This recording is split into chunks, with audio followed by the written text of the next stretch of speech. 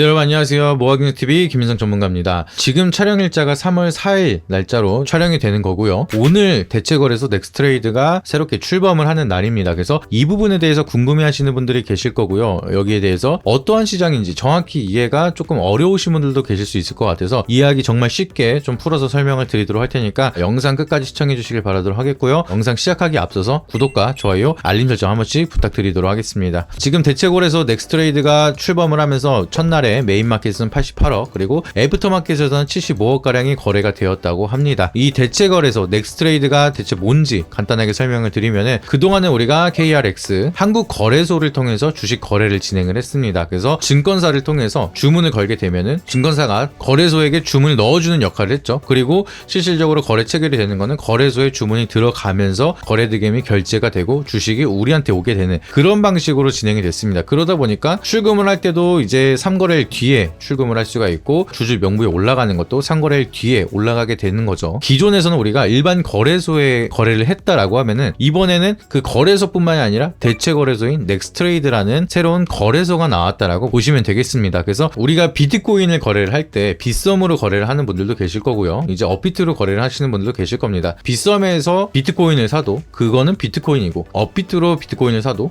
그것도 비트코인이죠. 그것처럼 이제 넥스트레이드로도 주식을 사면은 우리가 그 주식의 주주가 될 수가 있는 거고요. 기존에 사용을 했던 거래소를 통해서 거래를 하더라도 그 기업의 주주가 될 수 있다라고 보시면 되겠습니다. 근데 중요한 거는 넥스트레이드 같은 경우에는 직장인들을 위해서 만들었다라는 취지로 진행을 하게 된 거고요. 우리가 잘 알고 있는 정규장은 9시부터 3시 30분까지 정규장 진행을 하고 나서 4시부터 6시까지 시간의 거래를 진행을 하죠. 그리고 10분간 단일가 매매로 진행을 하는 방식이었는데 이번에 넥스트레이드가 출범을 하면서 이 거래소 같은 경우에는 프리마켓이 8시부터 8시 50분까지 거래가 진행이 되고요. 그리고 정규장은 마찬가지로 같이 진행이 된 다음에 그 뒤부터는 애프터마켓이라는 게 형성이 됩니다. 그래서 3시 30분부터 20시까지 거래가 될 수 있도록 아침 8시부터 저녁 8시까지 거래가 되는 12시간의 거래를 진행할 수 있는 거래소가 새롭게 출범을 했다라고 하고 있습니다. 그래서 이번에는 첫 도입이다 보니까 그렇게 거래량이 많이 나온 건 아니고요. 그리고 종목이 많이 있는 것도 아닙니다. 그래서 우선적으로 넥스트레이드에 도입이 된 종목 10가지는 LG U+, 롯데쇼핑, YG 엔터테인먼트, 제일기획, 호우롱인더, S오일, 골프존, SFA, 동국제약, 컴투스 이렇게 10종목이 우선적으로 진행이 되었다라고 보시면 되겠습니다. 그래서 이게 여러분들이 오전에 이제 정규장에서 보셨던 그 차트일 거예요. 그래서 YG 엔터테인먼트 같은 경우에는 종가로 딱 66,000원을 찍고 나서 마무리가 되는 모습 이렇게 딱 마무리가 됐죠. 플러스 4.76%로 마무리가 되는 모습인데 여기 차트 이게 HTS마다 다 다르긴 하거든요. 근데 유한타증권은 저는 사용을 하고 있다 보니까 유한타증권은 여기 위에 통합이라고 나와 있고요. 그리고 KRX, NXT 내가 보고 싶은 차트를 볼 수 있게끔 도입이 되어 있습니다. 그래서 KRX 일반 거래소 같은 경우에는 66,000원에 마무리가 되고 여기서 장이 끝났어요. 근데 그 이후에 넥스트레이드는 추가적으로 8시까지 거래가 되다 보니까 정규장이 끝나고 나서 여기서부터가 애프터마켓 거래라고 보시면 됩니다. 그래서 추가적으로 66,800원까지 반등이 나왔다가 서서히 거래량이 줄어들기 시작을 하면서 하락을 하고 65,200원에 마무리가 되고 끝난 상황입니다. 그래서 일반 거래소로는 66,000원에 마무리가 됐고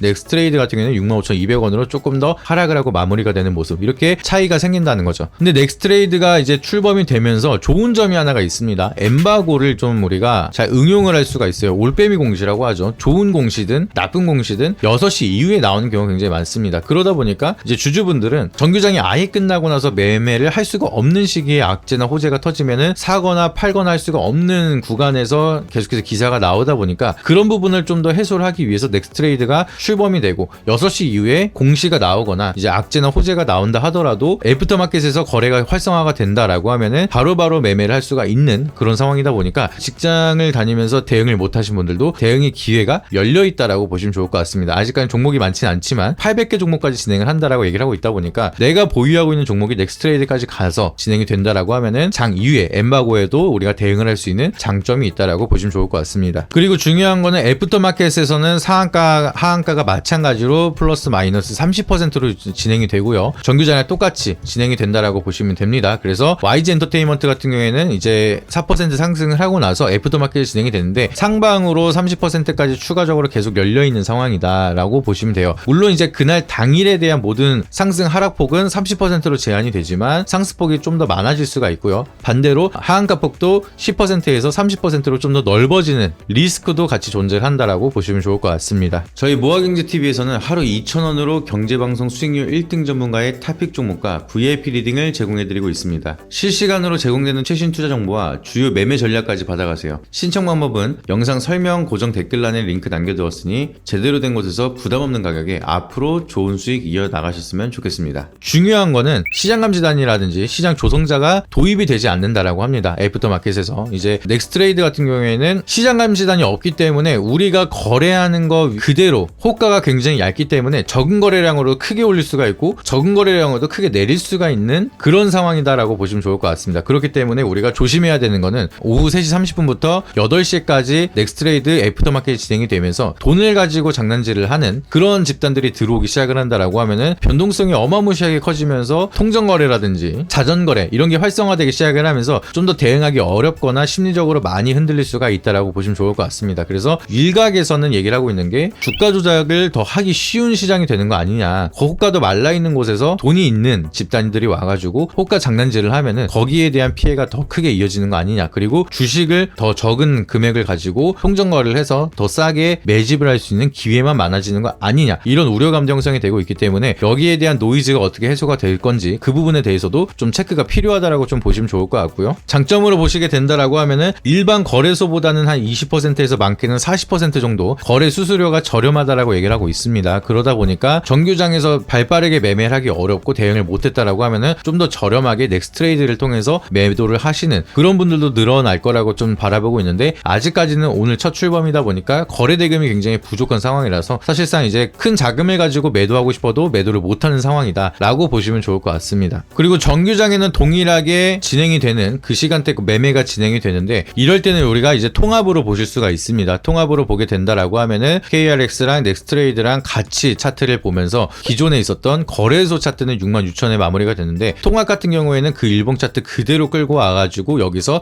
종가가 같이 이어져서 마무리가 되는 이런 모습까지 차트가 만들어지게 되는 거고요. 그리고 증권사가 하는 역할이 유리한 쪽에다가 자동적으로 체결이 되게끔 그런 방식으로 정규장에는 진행이 된다라고 하고 있고요. 그리고 유리한 가격으로 체결이 되다 보니까 같이 커플링 될 가능성이 높고 거기에 대한 괴리율이 그렇게 크게 이어지진 않을 거라고 보시면 좋을 것 같습니다. 다만 투자자가 직접 지정을 해서 거래소에다가 매매를 걸고 싶다 아니면은 넥스트레이드에다가 거래를 걸고 싶다 선택을 해서 거래도 된다라고 하니까 그 부분도 참고하시면 좋을 것 같고요. 그러면 일각에서 걱정을 하는 게 주가 조작을 할 때 거래량이 말라있는 넥스트레이드를 가지고 주가를 막 빵 올려놓고 나서 정규장에서 이제 거래가 활성화될 때 팔면 어떡하냐라고 걱정을 하시는 분들도 분명하게 계실 텐데 프리마켓과 애프터마켓은 전일 거래소에 대한 종가 기준으로 형성이 된다라고 합니다. 그렇게 된다라고 하면은 지금 애프터마켓에서 65,200원의 YG 엔터테인먼트가 거래가 마무리가 되었지만 그래도 내일 아침에 8시부터 8시 50분에 또 프리마켓이 시작이 된다라고 하면은 전일 종가 기준인 거래소 가격 66,000원에 또 다시 한번 시초가가 형성이 되는 걸로 우리가 이해를 하면 되겠죠. 그러다 보니까 8시부터 8시 50분에 거래가 되는 건 다시 한번 66,000원부터 시작이 되는 거고 그리고 또 정규장이 시작이 되는 거는 결국에는 66,000원 이 종가가 또 그 다음날 시초가를 형성하는데 또 기준점이 될 수가 있다 보니까 애프터마켓에 대한 변동성은 크게 중요하지 않다라고 보시면 좋을 것 같습니다. 그러다 보니까 이제 넥스트레이드에서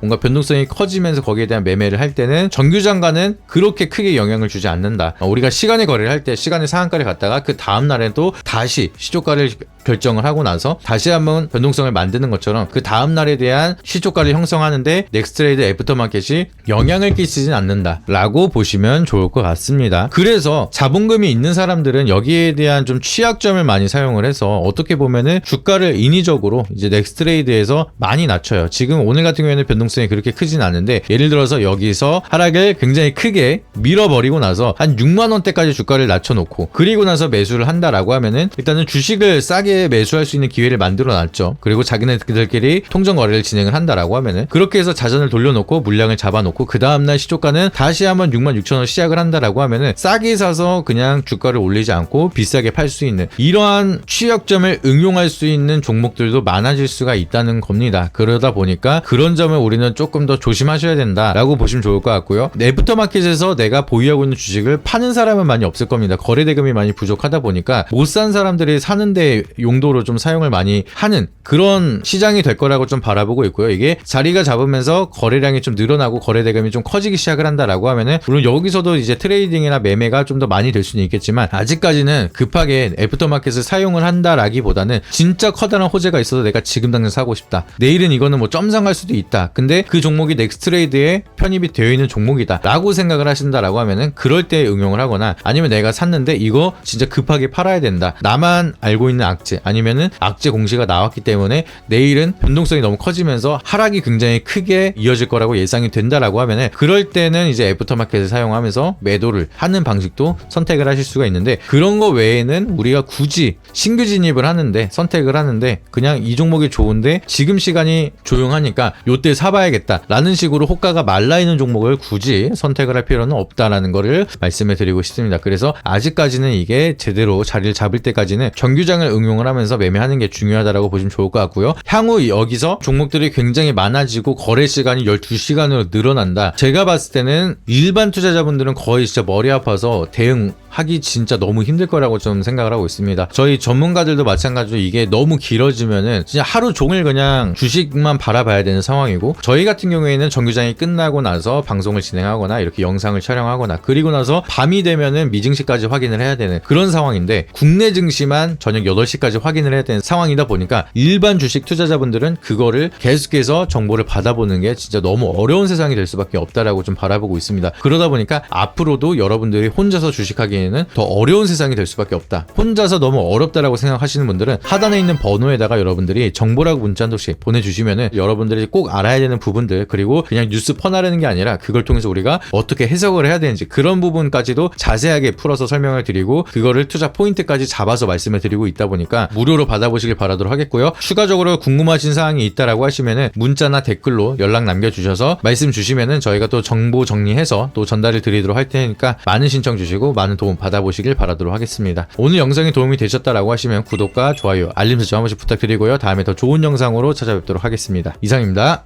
앞선 영상 속에서 말씀드린 투자 전략 노하우에 대해 더 자세히 알고 싶은 분들은 지금 바로 영상 설명란 혹은 고정 댓글을 확인해 주시면 됩니다. 현직 경제방송 전문가님이 직접 운영하시는 카페 링크도 첨부해 두었으니 가입하셔서 시황 브리핑과 교육 자료도 함께 받아보시기 바랍니다.